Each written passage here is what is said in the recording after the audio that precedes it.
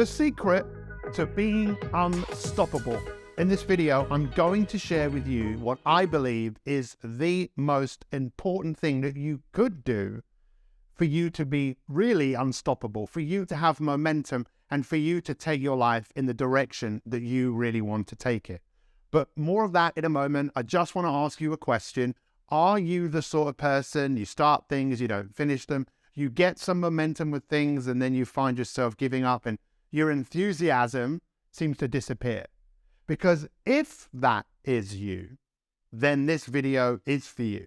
So if you're ready, let's go. Let's start off by talking about the fact. The fact is we all want to make progress in our lives. We've all got goals, we've all got dreams, we've all got ambitions, things we would like to have, person we would like to become. So let me ask you, what areas of your life would you like to improve and make progress to be unstoppable? We often talk about in these videos the big three, the three areas of life that if all you had to do was tell me what you wanted and I could wave my magic wand and you could have what you wanted in those areas, they would be your health and your energy. Would you like better health and energy? If all you had to do was tell me, I'd wave the wand and you'd have it. I'm sure you would like improvement in that area. What about your relationships? Your relationships with others, your relationships even with yourself. Do you want to make improvements in that area? And what about your wealth and your work and your service?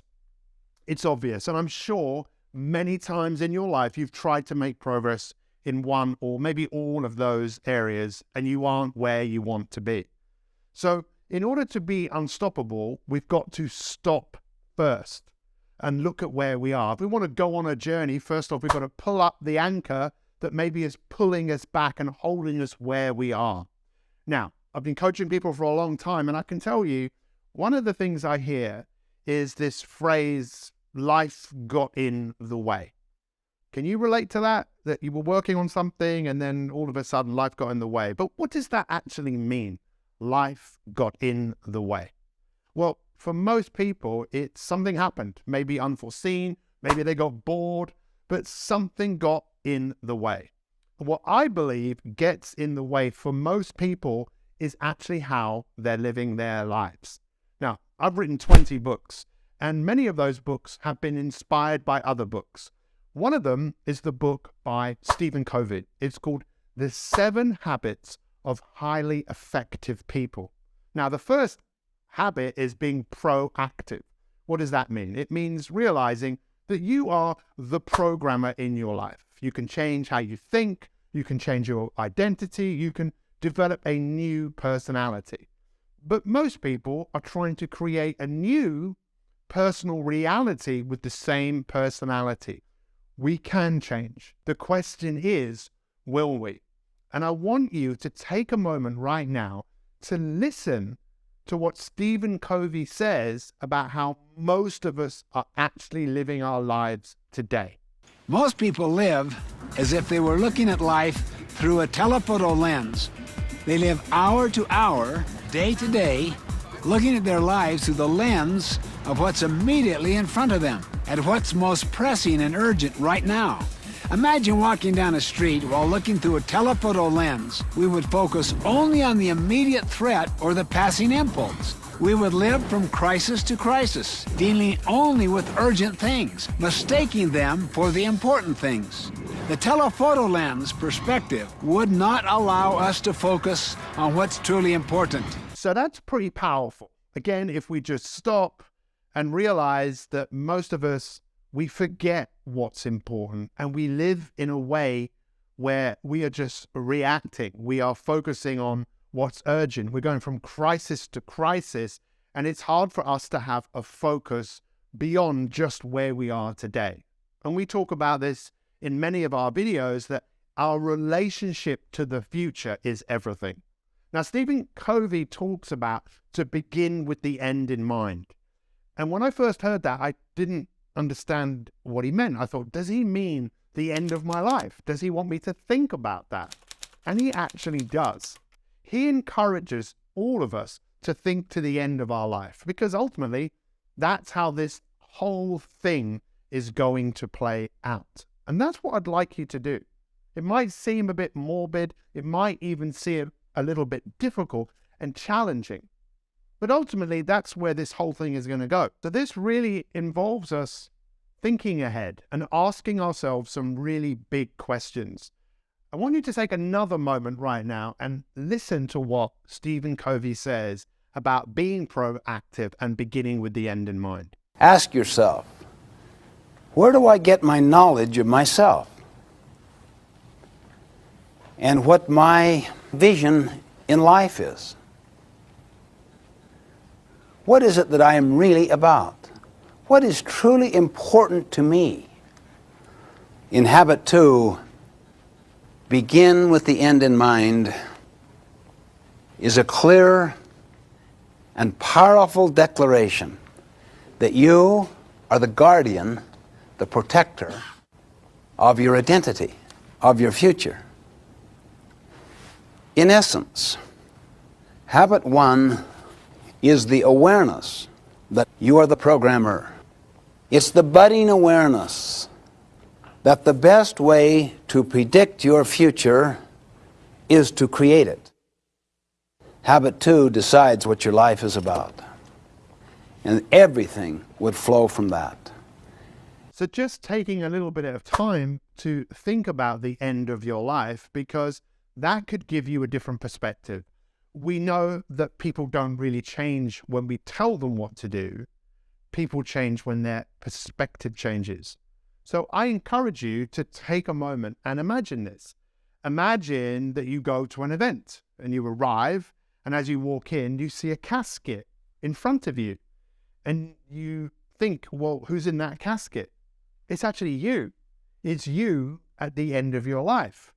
And then maybe someone or a few people are actually giving a eulogy. And what they're saying is, who was this person? What did they do? What did they create? What was the impact that they had from your life? When we do this, we're taking a view that is way beyond just this moment that we're in. And it's very hard for us to think like this because we're not encouraged to do it. We live in a world where everyone wants everyone's attention right now. To look beyond this is really using the power that we all actually have. And I really encourage you to read this every single day as you start to realize that your life isn't over yet. And you actually could say to yourself, the best is yet to come. One of the questions I ask all the time is, what will be the greatest thing that you ever do? And is it possible that the greatest thing that you will ever do is to create this future? Is to end up imagining you're actually at this place where people are reading your eulogy, and that is who you actually became. Because this is what we call eulogy virtues.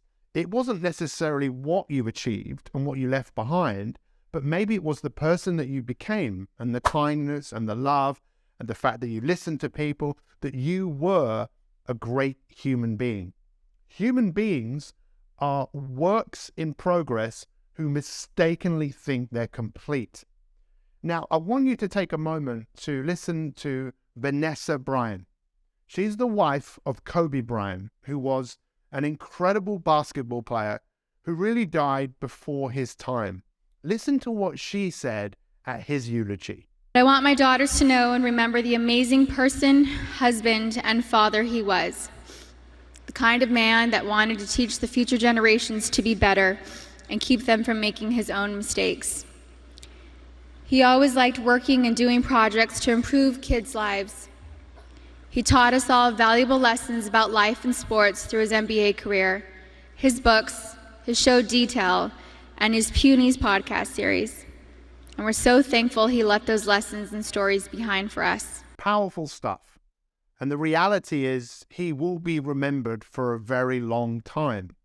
And so will you be if you decide to live in this way. You're going to be remembered anyway, but you could be remembered on a much larger scale. So let's just take a moment once more to listen to Stephen Covey about translating our vision into action. But we can't focus all the time on the big picture either.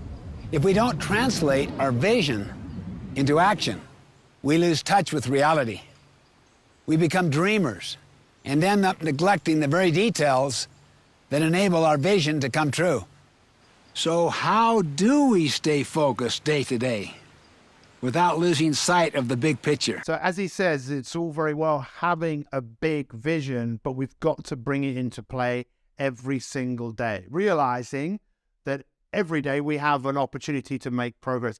Every day we have an opportunity to bring this secret to life, because the real secret is to start playing a bigger game than where you are right now, to stop living in reacting mode, which so many people are doing all over the world, and get into creative world as we start to do the greatest work of our life and bring those virtues to life every single day. So I really challenge you to go through this eulogy exercise, write it out, and maybe tell a few people what your eulogy is and see what they actually have to say. And then start to think to yourself, well, what can I actually do today to make this come alive? A great life, it doesn't happen by chance. It happens by design, and this is a great way to design that life. But what I want you to do right now, if you're ready to take this to a whole new level right now, is to watch the video that I made called My #1 Success Secret. Let's do this, let's work together, and let's help you become unstoppable.